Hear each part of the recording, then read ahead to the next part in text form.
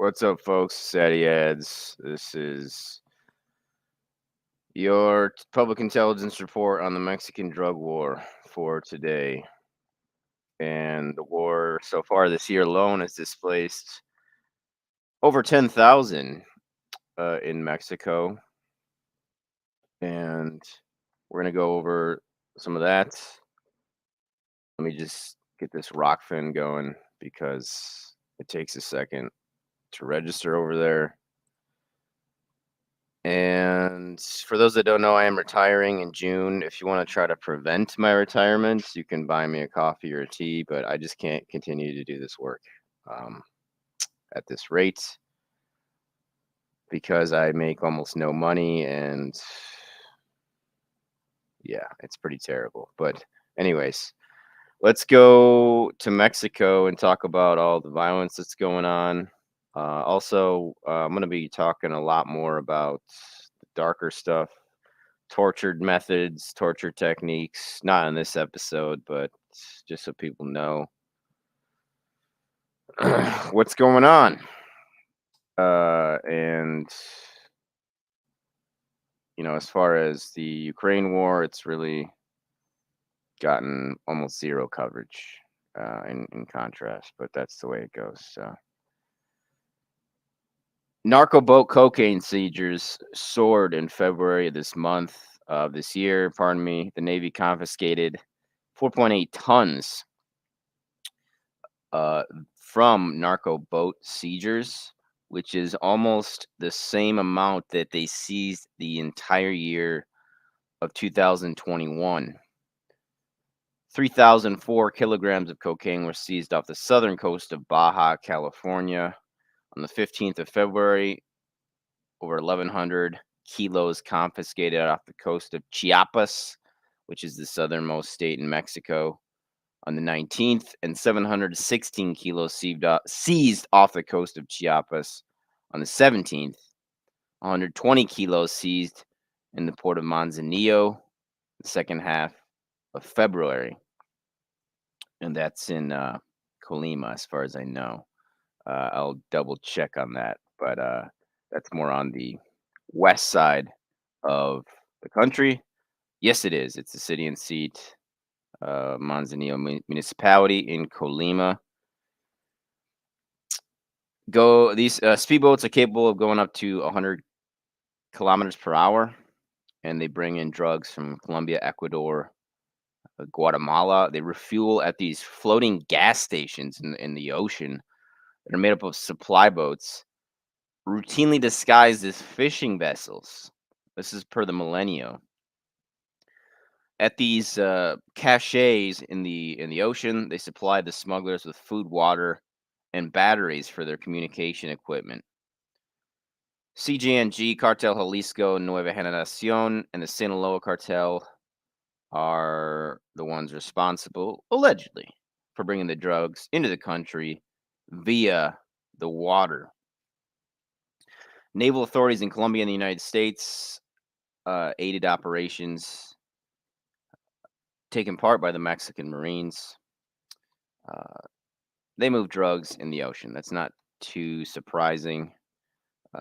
This I'm not really sure I buy because it's so hard to report accurately who has been killed and how many people have been killed because the government itself is doing a lot of the killing, and the government and governments can make people disappear off the face of the planet, and they don't have to report it, and they often don't, especially in Mexico. Nonetheless, Security Minister Rosa Isela Rodriguez in March, just a few weeks ago actually, reported that the monthly crime report showed February homicides down 14% to a total of 2,260. This is incorrect from the assertion that the decline has been 26% over the last 9 months. And this is a daily average of that time period in February of 81 murders a day, 81 homicides a day, in 94 a day in February, 96 in 2020, 101 in 2019, 87 in that same month in 2018. Speaking at AMLO's regular news conference, AMLO's the president of Mexico, Andre Manuel Lopez Obrador, Rodriguez asserted that homicides decreased 26.4% in the last 9 months, but data she displayed did not support the assertion. She's a fool. This is clown world when they are lying and we know they're lying, and she knows she's lying too. So nothing too special there. Mexican government lying about how safe it is or how many homicides actually are there. I mentioned in the title because people get annoyed when I don't get to the title right away. More than 10,000 people have been forced from their homes by gang violence in Jerez, Zacatecas, including the community of Paral de las Huertas, which is one of the Zacatecas communities from which residents have had to flee. Residents of 18 communities are paying the price of the cartel's turf war. Who's fighting again, people? Pop quiz. It's the Sinaloa cartel and CJNG. Sinaloa cartel, formerly headed, according to people who don't know what's going on, by El Chapo. In reality, El Mayo has been working with the Central Intelligence Agency for half a century, and he's still in power. There's like one or two pictures of him that are accessible, and this turf war is causing people to flee. It's causing intra-country migrants and inter-country migrants as well, similar to Africa with regards to Syria in 2012 and Ukraine now. Jerez government secretary Marco Antonio Vargas said people have been forced from their homes in 18 communities. And he said there are communities in the Sierra area adjacent to two municipalities with an insecurity problem: Fresnillo and Valparaiso. Among the communities that have become virtual ghost towns are Palmas Altas, Ermita de los Correa, Saravia, and Parar de las Huertas, as I mentioned before, abandoned by their former former residents. Most displaced are now living with friends or relatives, although some have traveled to the northern border to seek asylum in the United States. The Milenio reported that the 33-kilometer road between Jerez and Palmas Altas is littered with spent bullet casings, remnants of battles between the two most powerful cartels in Mexico. The facades of the houses in Palmas Altas are emblazoned with narcomantas, threatening messages from the feuding criminal organizations. It's an issue that doesn't allow us to be at ease, says Vargas, government secretary of Jerez. A former Palmas Altas resident told the Milenio that his father died of grief a year ago after his brother was abducted and likely tortured and killed, probably very slowly. He said that numerous people were kidnapped in the small town, never were seen again. Those who did return had their ears mutilated. The man, who wasn't identified for security reasons, is a farmer, was the last Palmas Altas resident to abandon the town. He's now trying to start a new life in Jerez. Can you imagine that, being the last guy in your town? You just don't want to leave, and then you're like, well, I probably should leave now. The last man standing before he said no more. Homicides have increased over the past 6 months in Zacatecas, despite additional efforts by the federal government to bring insecurity under control. The Army has moved at least 10 armored all-terrain vehicles into the state, a sign the authorities want to ramp up their efforts against the cartels. Moving on here, the United States issued on the 17th of March a travel alert for Tamaulipas following violence in Nuevo Laredo.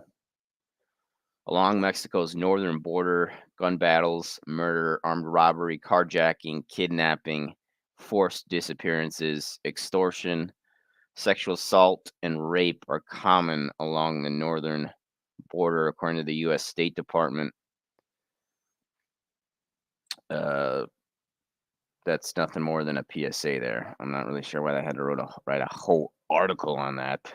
Uh, Also, a week prior, almost on the 11th of March, the mayor of Agalilla, Michoacán, se llama Cesar Valencia, was assassinated. He was intercepted on that second week of March on the Thursday by armed men and killed. It's a notoriously violent municipality of Agalilla, Michoacán. 5 men were killed in a gunfight in Nuevo Parangaricutiro in the same state. The mayor, Cesar Arturo Valencia Caballero, was driving his pickup truck after attending a meeting with state and Fed officials when his vehicle was intercepted by armed men. This is according to El Economista. The Green Party mayor was shot twice in the chest and once in the neck. Paramedics pronounced him dead upon arrival at the scene of the crime. This happened around 4:15 p.m. near a soccer field in Agalilla, a municipality in the Tierra Caliente region of Michoacán, where Cartel Jalisco and the United Cartels, which is different than Sinaloa Cartel, it's a group of splinter groups that united together, Carteles Unidos. Carteles Unidos and CJNG have been engaged in a long-running turf war. The army retook control of Agalilla and neighboring municipalities in February. However, violence is still a problem there. The governor of Michoacán, Alfredo Ramirez Bedoya, condemned the murder of Mayor Valencia in a Twitter post, asserting that he had given instructions for a thorough investigation into the crime, which is probably a lie. Agalilla is where El Mencho was born. Nemesio Oseguera Cervantes, El Mencho, the head of CJNG.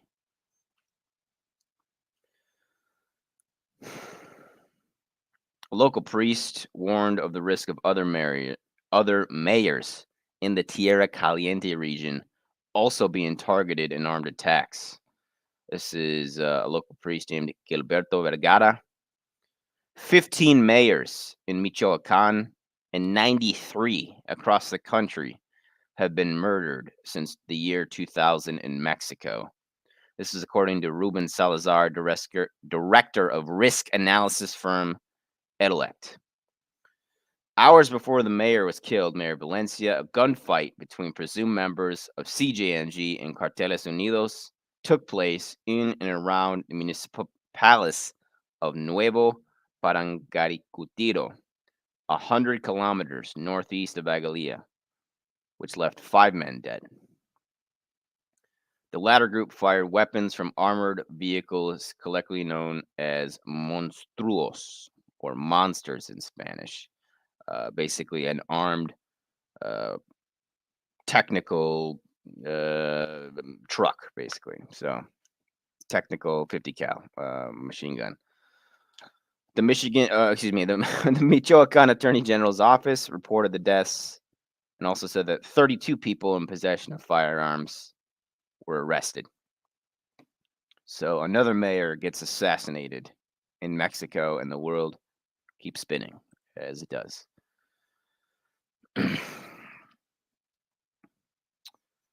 And we're kind of playing catch up here a little bit, people. For those that don't know, the army has driven, as of early February on the 10th, Cartel Jalisco out of their stronghold in Michoacán, fleeing towards the coastal city of Lázaro Cárdenas. And this was the second week of February that the army entered.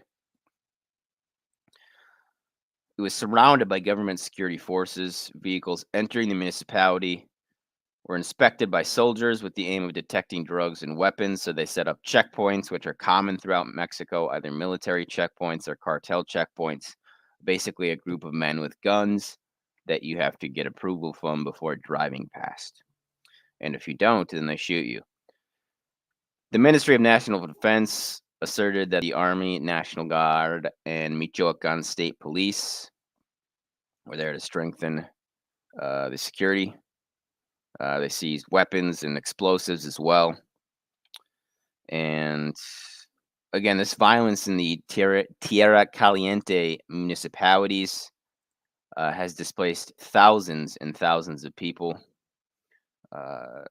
Just in 2021, this is from October, according to a priest, Gregorio Lopez. Let me bring this up just to show you. And yeah, let's do that. I'll do that and I'll go back to that one. There he is. Let me see. You can see this. Okay. Uh, okay. There he is. This is a state of war of terrorism in Michoacan, said Gregorio Lopez, an Apatzingan-based priest. The native words, they mess me up sometimes. Who operates shelters for displaced people. He estimates 22,000 people have fled, abandoned by the state. He says it's a state without law. Tierra Caliente at Michoacan is the territory of cartels and tourism. Gregorio Lopez is the founder of the Good Samaritan, a civil society organization that operates shelters for displaced people. He says they use drones to throw bombs at the civilian population. They kidnap the poorest. These sicarios murder, kidnap, and rape. In the 3 years of the Lopez Obrador government, more than 22,000 residents have fled the area, known as Tierra Caliente. Half of them sought asylum in the United States. So there it is. CJNG Sicario with it looks like a Browning machine gun. That's a Browning 50 caliber machine gun, I believe, which is a very powerful weapon. A weapon of mass destruction and death.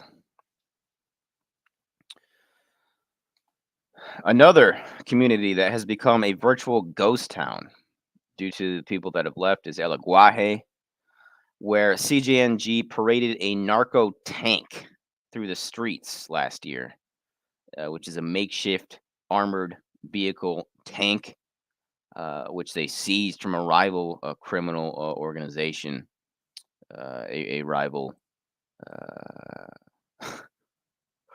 These people are crazy. A rival cartel. So just showing you some more numbers there of the displacement of people and everything that's going on. So let me cover one more story here before I move on. And this is actually pretty recently. This was just last week, about 10 days ago or so. A soldier was charged with murder in the death of a golfer businesswoman. She's a former golf champion named Lydia Villalba. Lydia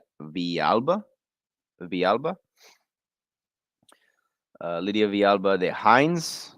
That's an interesting name. A former national golf champion, killed and 4 other people wounded while returning to San Luis Potosi City from a golf tournament in Aguascalientes. A soldier opened fire on the SUV, killing her. And this was near the Zacatecas border. 2 women in the back were wounded in the legs, and the driver and a person in the passenger seat were wounded in the arms. 4 police officers were also injured. However, there's no records saying the occupants of the SUV attacked them. So this is probably an assassination of some sort. She or someone close to her pissed somebody off in the cartels and they killed her. That's almost certainly what happened. The police officers fired a handgun and a soldier then fired a mounted machine gun. Okay, let me just reiterate, people. The police officers and the soldier. These aren't these aren't criminal. They're working for the state. They're the ones who did the assassination. Okay, this is what it's going to be like in the United States if things get as bad as they do in Mexico. You're not going to be able to trust police.